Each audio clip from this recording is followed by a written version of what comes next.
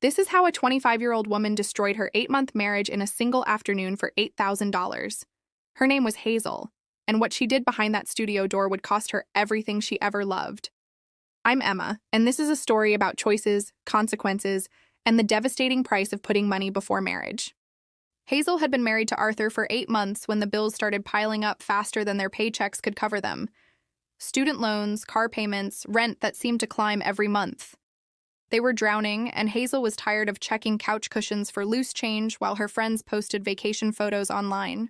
Arthur worked overtime constantly, picking up extra shifts at his entry-level position, telling her they would figure it out together. But Hazel didn't want to wait. She didn't want to struggle. She wanted what everyone else seemed to have, and she wanted it now. That's when she found the advertisement on a job listing website. A couple needed for an intimate filming session. Professional environment. $5,000 for one afternoon. One simple transaction. Hazel's first reaction wasn't concern. It was excitement. Someone would actually pay to watch them together. But when she brought it up to Arthur over dinner that evening, he nearly choked on his food. "Absolutely not," he said immediately, not even taking a moment to consider it. "We're not that desperate." But Hazel thought they were. And more than that, she thought Arthur was the reason they were in this position in the first place. If he just made more money, they wouldn't need to consider opportunities like this. She didn't say that out loud at first. Instead, she started working on him slowly, strategically. She brought it up when he was exhausted after work. She mentioned it while they watched television together. She reminded him about upcoming bills during quiet moments. "It's basically just modeling," she would say, downplaying what the job actually involved. "It's just acting. People do this kind of thing all the time." She even told him her friend Lena thought it was a smart idea, though that wasn't quite true. Lena had actually warned her it sounded suspicious, but Arthur didn't need to know that detail. For a week, Hazel kept pushing. Every time Arthur seemed close to agreeing, she would casually drop another financial worry into the conversation. The electricity bill was higher than expected. Her student loan payment was coming due. The car insurance needed to be renewed. Finally, Arthur broke down. He was tired, overwhelmed, and guilty about not being able to provide the lifestyle Hazel clearly wanted. "Fine," he said one night, exhaustion heavy in his voice. "But we do this together. It's one time only, and every single dollar goes directly to our bills." Hazel agreed immediately, though she was already thinking about a designer handbag she'd been eyeing online. Paying off debt was basically the same as paying bills, wasn't it? She called the number from the advertisement the very next morning. A woman named Natalie answered, professional and polite. After a brief phone screening, they scheduled an interview for that weekend at a studio across town. Arthur was quiet during the entire phone call, but Hazel could tell he was listening to every single word.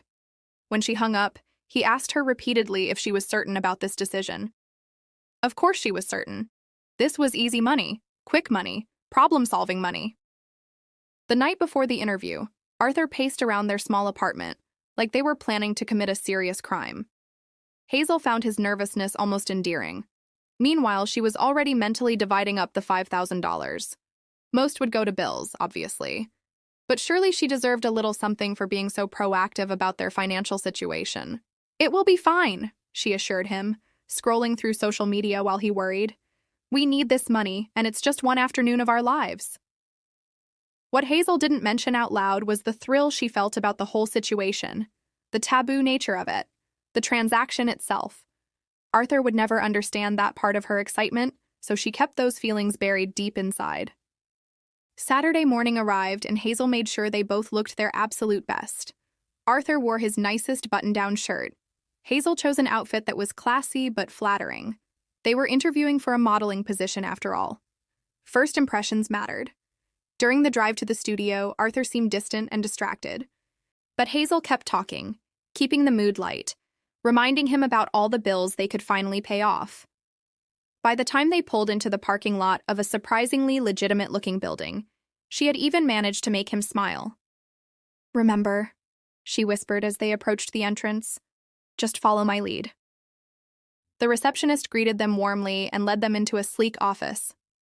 There they met Mr. Goldberg, a well-dressed older gentleman with silver hair and expensive cologne, along with Natalie, the woman from the phone. They offered water, made comfortable small talk, treated the whole thing like a normal job interview. Arthur barely spoke during the meeting, but Hazel made up for his silence by being extra charming. She could tell Mr. Goldberg was impressed with her. He directed most of his questions toward her while Natalie took notes on a tablet. After about 20 minutes of discussion about comfort levels and boundaries, Mr. Goldberg explained the process. They would film for approximately 2 hours. There would be some light acting followed by the more intimate portion of the scene. He spoke so professionally that even Arthur seemed to relax slightly. This wasn't some sketchy back alley operation. These were clearly experienced industry professionals. Then came the moment that changed everything. "Having met you both," Mr. Goldberg said, looking directly at Hazel, "we'd like to propose a slight modification to our original arrangement." Hazel nodded encouragingly. Arthur shifted uncomfortably in his seat beside her. "We'd actually prefer to film with just Hazel today," Mr. Goldberg continued, turning to Arthur with an apologetic expression. "Perhaps we can work with both of you at a future date. But for today's particular scene, we're looking for a specific dynamic that Hazel perfectly embodies." Hazel felt a surge of pride. They had chosen her specifically. But simultaneously, she felt Arthur's entire body stiffen beside her. Before either of them could respond, Mr. Goldberg added, "Given this change in plans, we'd like to offer $8,000 instead of the original $5,000 to compensate for the adjustment." $8,000? Just for her? Hazel could barely breathe. Arthur's hand found hers under the table and squeezed hard. She knew that squeeze. It meant absolutely not. It meant we're leaving right now. But then, Mr. Goldberg opened an envelope and began counting crisp $100 bills onto the desk between them. That was more money than Hazel earned in 2 months at her regular job. "Hazel," Arthur whispered urgently, his voice tight with tension. "Let's go. This isn't what we agreed to do." She looked at him, then at the money, then at Mr. Goldberg's expectant face. "Can you give us a moment?" she asked. Mr. Goldberg nodded graciously and stepped out of the office with Natalie, leaving the cash sitting on the desk. A silent argument for saying yes. "We are not doing this," Arthur said firmly the moment the door closed. "This is completely different from what we discussed. They want you alone with him. That's not okay. That's not what marriage means." "It's just acting," Hazel argued, though they both understood it wasn't. "And it's $3,000 more than we expected, Arthur. Think about what we could do with that money." "What I could do," Arthur said quietly, "is keep my self-respect and my wife's faithfulness, which apparently costs more than $8,000. The words stung, and Hazel immediately got defensive. "Oh, so now I'm unfaithful for trying to solve our money problems? You're the one who can't make enough for us to live comfortably." She saw the hurt flash across Arthur's face the moment those words left her mouth. But she was too committed to take them back now. "This is a business transaction," she insisted. "It's a job, not an affair. There's a difference." "If you do this," Arthur said, his voice dropping to barely above a whisper, "if you walk into that room with him without me, we're going to have serious problems, Hazel." Was he actually threatening her over a job opportunity? The audacity. "Fine," she snapped. "Wait here. I'm doing this for us whether you appreciate it or not."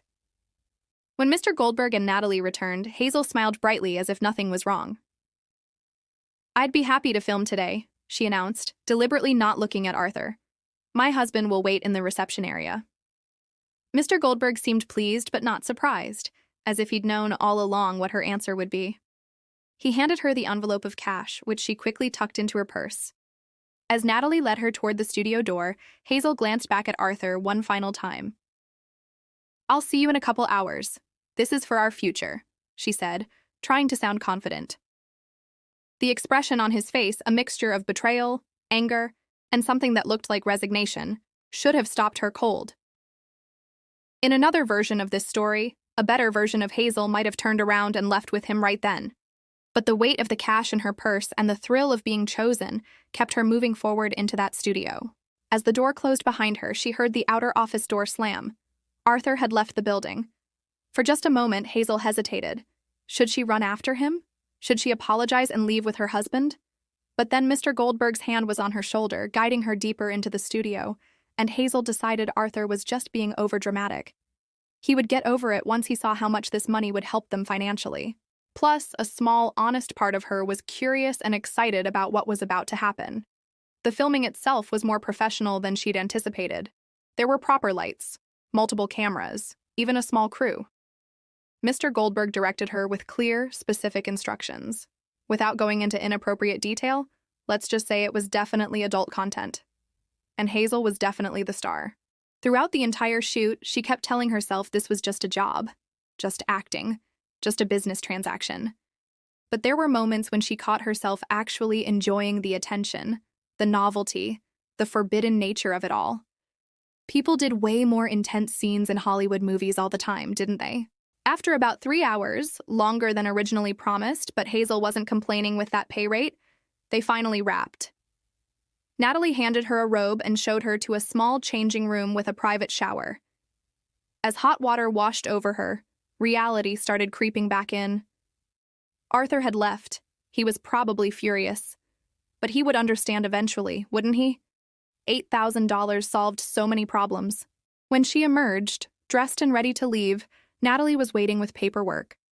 Standard release forms, she explained. Hazel signed quickly, barely reading the documents. Mr. Goldberg thanked her warmly and mentioned they'd be in touch if they needed her for future projects. The way he said it made it clear there could be more money in this for her if she wanted it. Hazel found herself nodding, already mentally calculating how much they could earn if she did this regularly. Only when she stepped outside into the parking lot did she remember Arthur was supposed to be her ride home. She checked her phone. 3 missed calls from him, but no text messages. She called back, but it went straight to voicemail. She ended up texting her friend Lena, who picked her up 20 minutes later full of questions that Hazel mostly dodged. By the time she arrived home, it was early evening. Arthur's car was in the driveway, which was a relief. At least he hadn't completely abandoned her, but the moment she walked through the front door, she knew things weren't good. He was sitting in the dark living room, an untouched beer on the coffee table in front of him. "You actually went through with it," he said flatly. Not a question, a statement.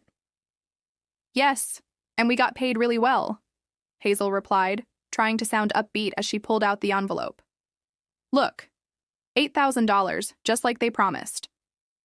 Arthur didn't even glance at the money. "Do you have any idea what you just did to us? To our marriage?" Hazel actually rolled her eyes, which, in retrospect, probably didn't help the situation. "Don't be so dramatic. It was a job, Arthur. Acting. That's all it was." "Acting," he repeated. "Is that what we're calling it? Because I'm pretty sure there's another word for being intimate with someone for money." That made Hazel angry. "Wow, really classy way to support your wife who just did something difficult to help our financial situation. If you made enough money—" "Don't," he cut her off. "Don't you dare put this on me. We were managing. It was tight, but we were making it work. This wasn't about need, Hazel. This was about you wanting more, faster, at any cost."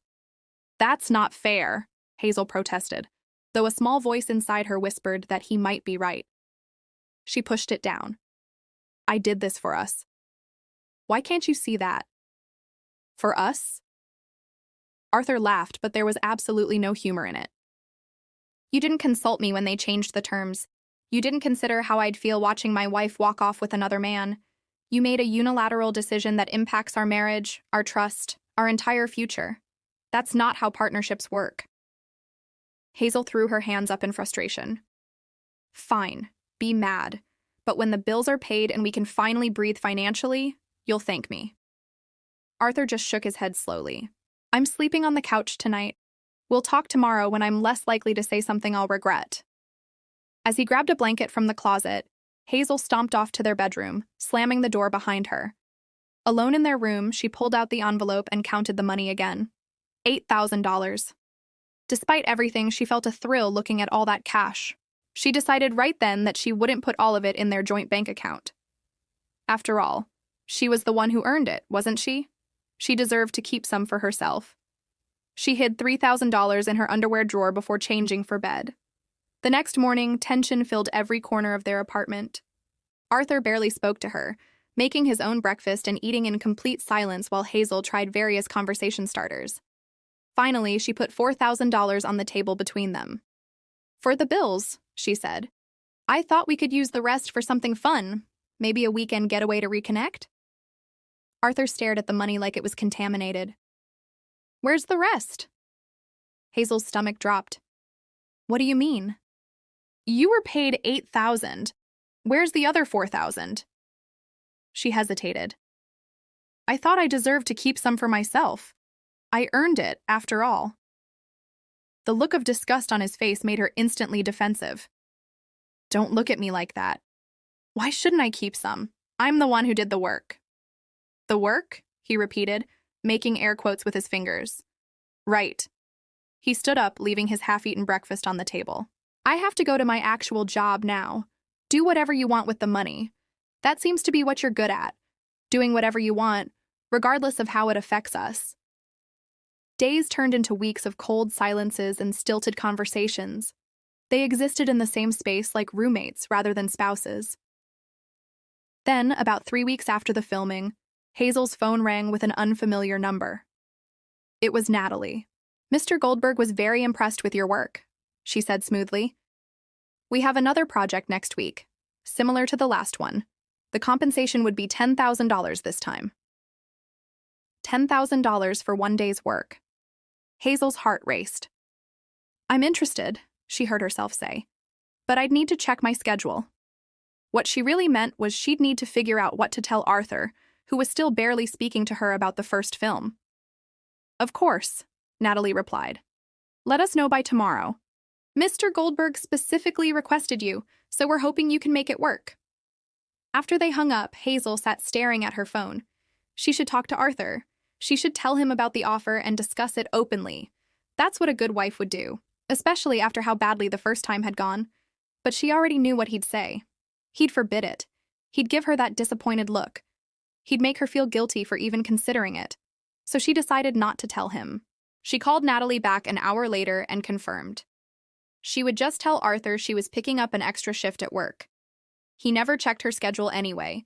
What he didn't know wouldn't hurt him, right? And that's how the pattern began. Over the next several months, Hazel would make excuses to disappear for a day. She'd return with cash that she hid throughout the apartment. Arthur grew increasingly suspicious, checking her phone when he thought she wasn't looking, questioning why she was suddenly working so many extra shifts, but their bank account wasn't reflecting much change. Hazel became paranoid about her hiding spots, moving the money frequently. She deleted text messages from Natalie and Mr. Goldberg.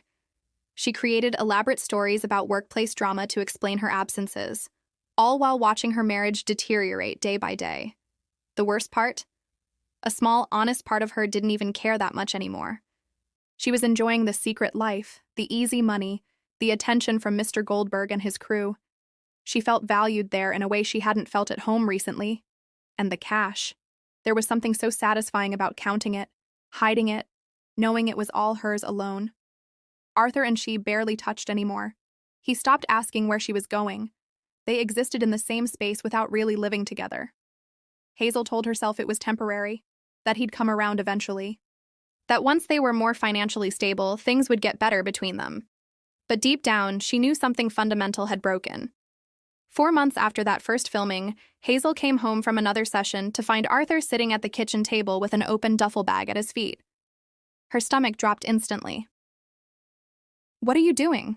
She asked, though she already knew. I can't do this anymore, Hazel, he said quietly.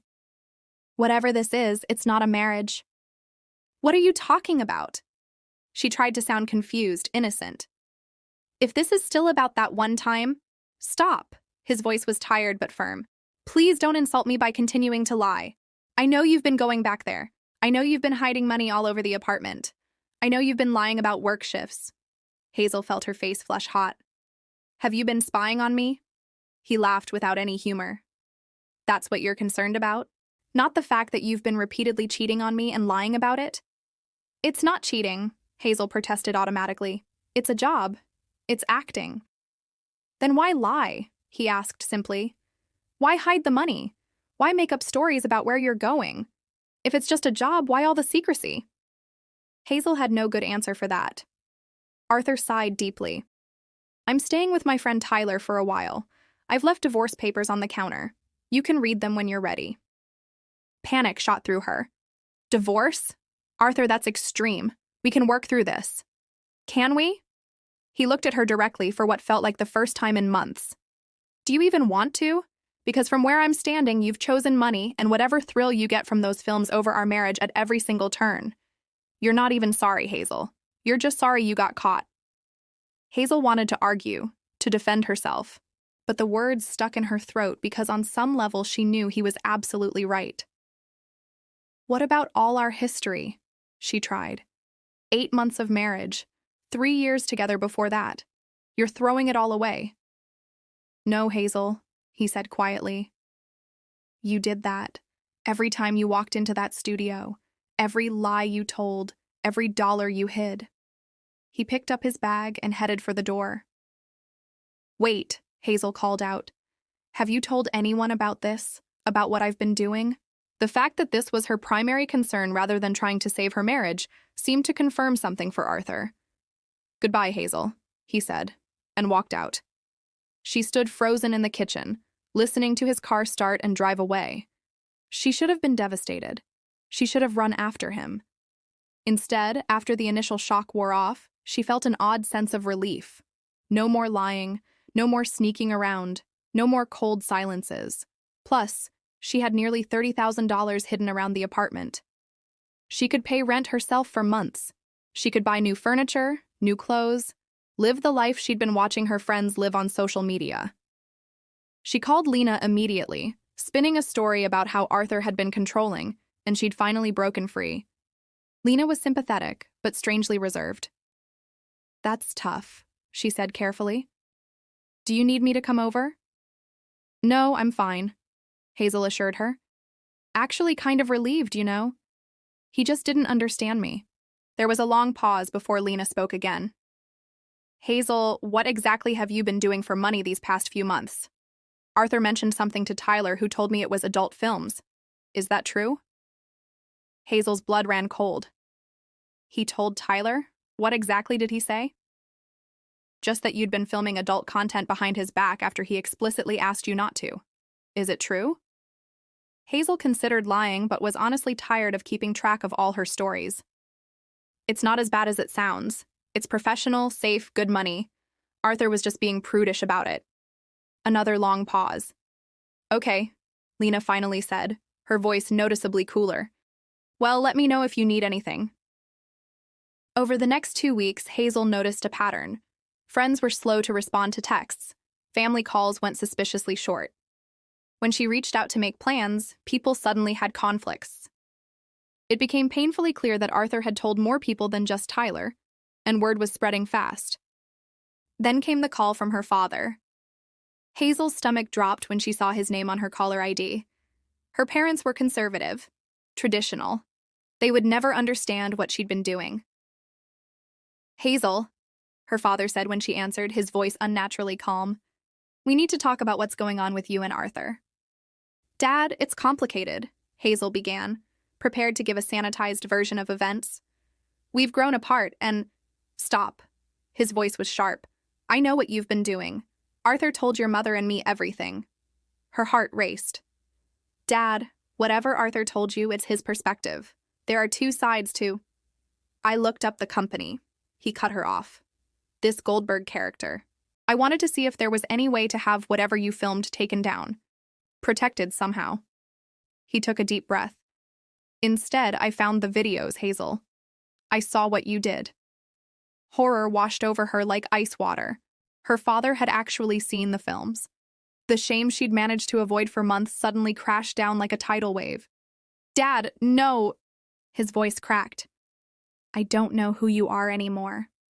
The daughter I raised would never do the things I saw. He couldn't even finish the sentence. Your mother can't even speak about it. We've decided it's best if you don't contact us for a while.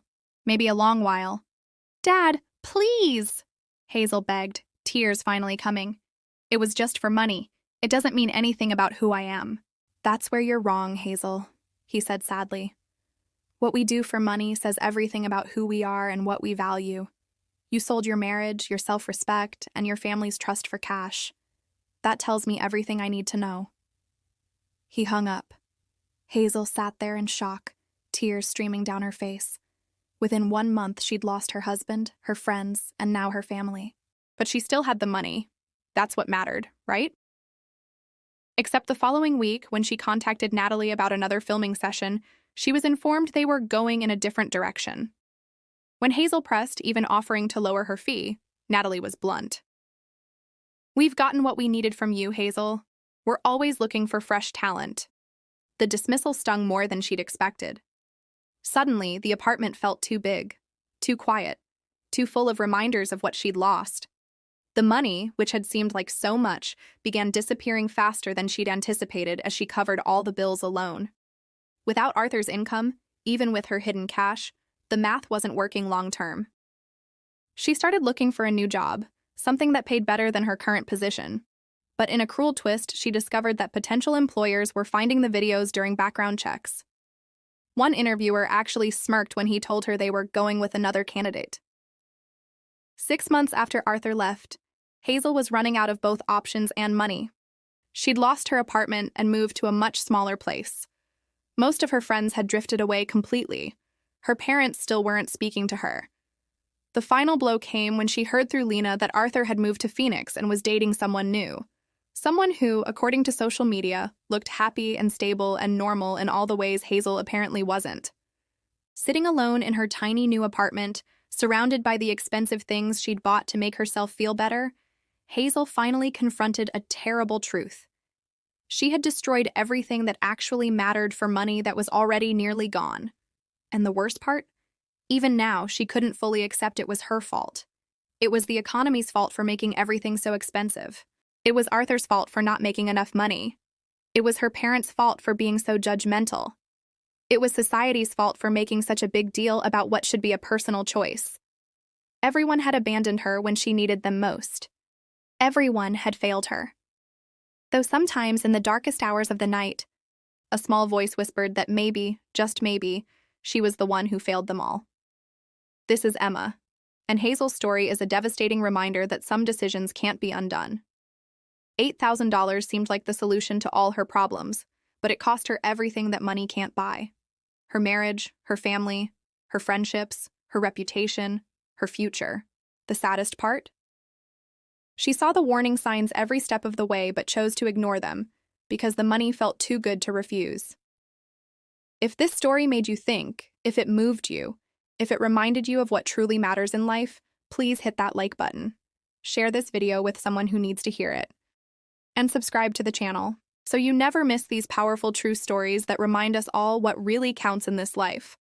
Remember, the most expensive things in life aren't things at all. They're the people we love and the trust we build with them. And once you sell those for cash, no amount of money can ever buy them back. Until next time, choose wisely. I'm Emma, and I'll see you in the next story.